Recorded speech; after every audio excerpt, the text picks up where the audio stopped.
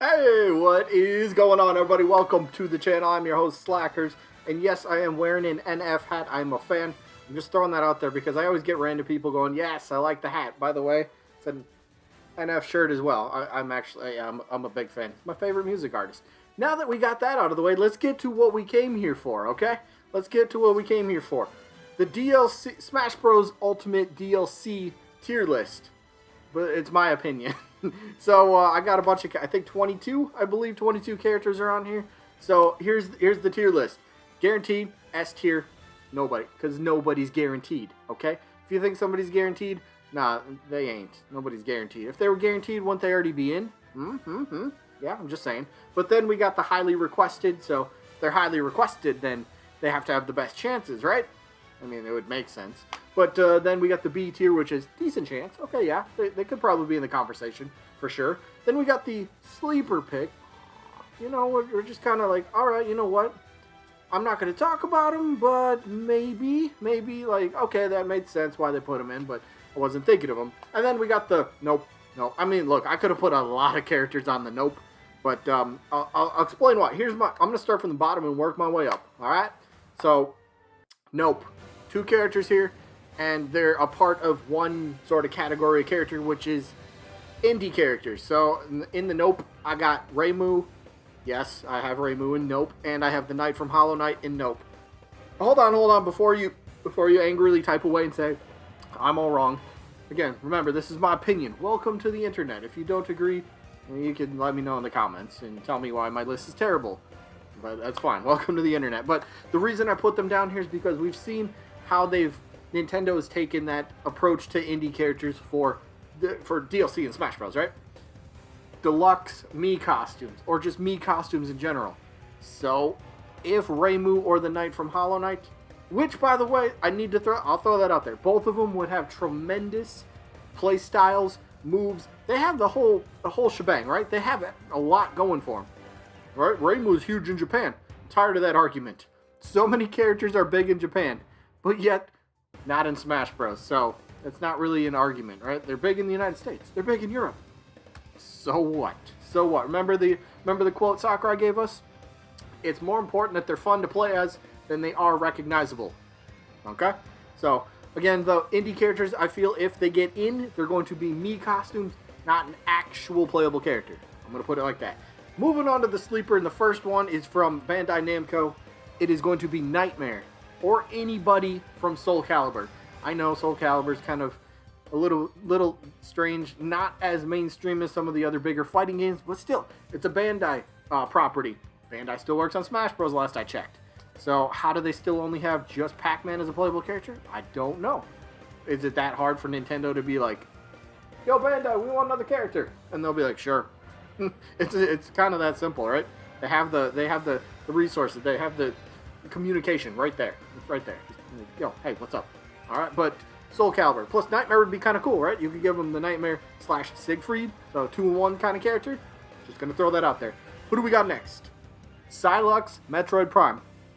Now, I believe Metroid Prime is still in development. I haven't heard any. I know it restarted development over a year ago.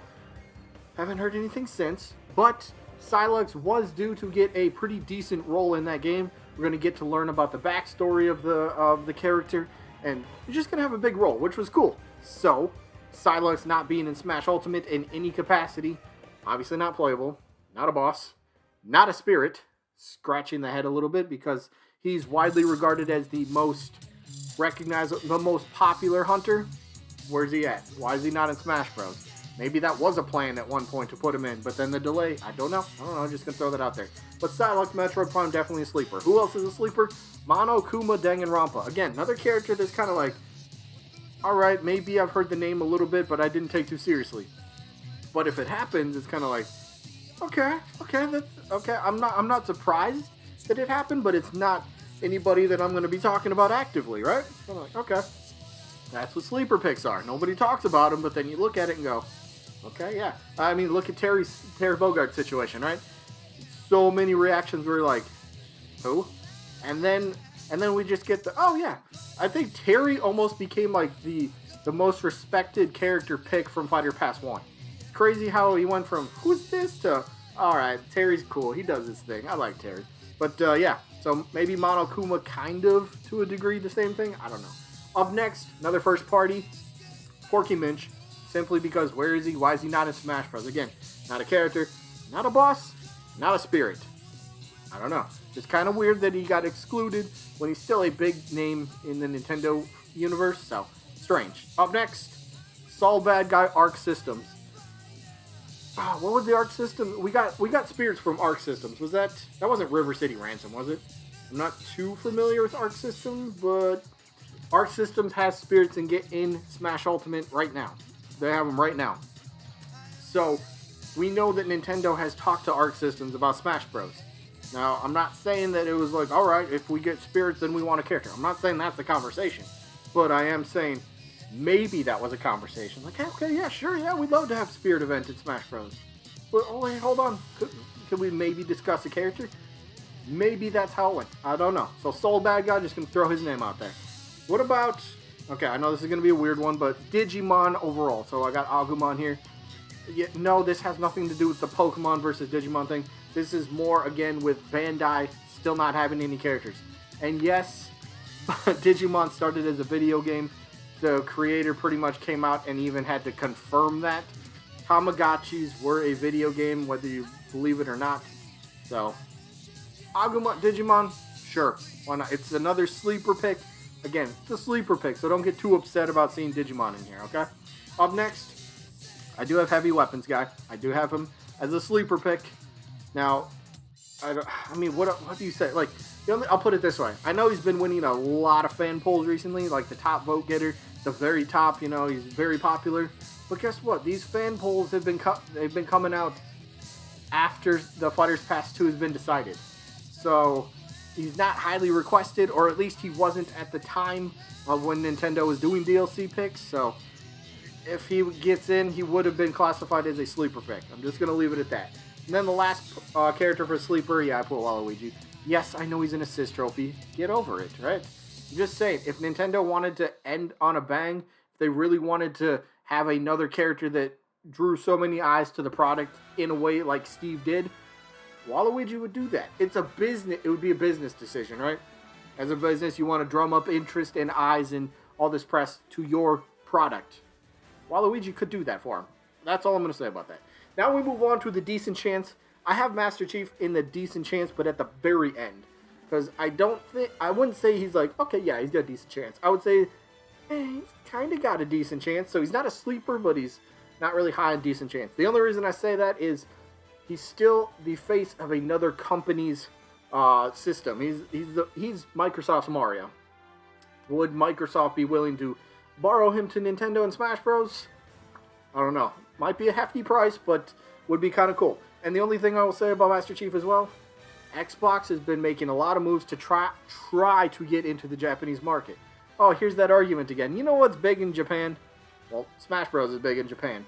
And if Microsoft wants to make a bigger presence, what if they happen to, say, give Master Chief, or let Nintendo put Master Chief in Smash Bros. And expose him to this wide audience of people. Business. That's all I'm going to say. Then Master Chief's younger brother, older brother, twin brother, Doomslayer. Now again, this is, I think there's so much out there that's kind of like, alright, he might be a somewhat highly demanded character, but I think there's so many interviews and so many different things out there kind of saying, look, this didn't happen. We get that you want to see him in the game, but I don't think he's as highly likely as a lot of people think. He might be a very popular name, get thrown around, but I don't think he's a highly requested, highly probable character. In my opinion, tell me I'm wrong in the comments. That's fine. Up next, decent chance, absolutely, Lloyd Irving. Simply because, where's his Mii costume? Where is it? I don't know. It's not in Smash Ultimate. Does he get upgraded? I don't know. Bandai still has nothing. Lloyd could be a Bandai character. Simple as that. Next up, Legend of Zelda. Why Legend of Zelda? Did you know next year is Legend of Zelda's 35th year anniversary? That's a pretty big anniversary. I mean, look what Nintendo just did with Mario. All these different Mario games, that Mario collection, yeah, they didn't get any characters in Smash Bros, but it's just another idea to float out there to you guys. So, Legend of Zelda 35th anniversary. Isn't Breath of the Wild 2 supposed to come out next year? Maybe there's a character in there that they're just going to be like, yo, this character's going to have a pretty big role in Breath of the Wild 2. But they are not playable in Smash Bros. DLC, haha. It's first party. It makes a lot of sense, right? Promote their own game. They've done it before, right? Speaking of promoting their own stuff, Pokemon. I know, we had the Pokemon Spirit event. But it's simple. There's so many Pokemon in Gen 8, this Generation 8 alone, that are not a part of that Spirit event. So many new Pokemon could be Spirits if you chose Gen 8. The only reason I have Pokemon on here as well is kind of the same reason as Legend of Zelda. Next year's Pokemon's 25th anniversary. Now, there's a lot of rumors about Diamond and Pearl remakes, or even really kind of soft rumors about the next generation. I don't think that's happening, but I'm just saying Pokemon is still a decent chance. I'm going to say that. Next up, any sort of hunter from Monster Hunter. Why? I don't know. Why not? I mean, it's kind of the same as Lloyd Irving in a bit. Where's the Mii costumes? We don't have... Those never came back. So, we got Monster Hunter Rise coming out on the Switch next year, right? Maybe have one of them protagonists be in Smash Bros. Maybe. It's a possibility. They got great weaponry. They could have that little Firefly Ladybug thing. I don't know what the name of that thing is, but they could have that as a part of the moveset. I don't know. There's potential. Capcom and Nintendo, they work very well together after all, right? Last character in decent chance. I'm going to go with Spyro the Dragon. Spyro, I think, has a decent chance. And that's just the best way to put it, right? That leaves us with the 5 highly requested characters, probably the top of the tier list. I mean, you could probably guess who they are, so here they are, right?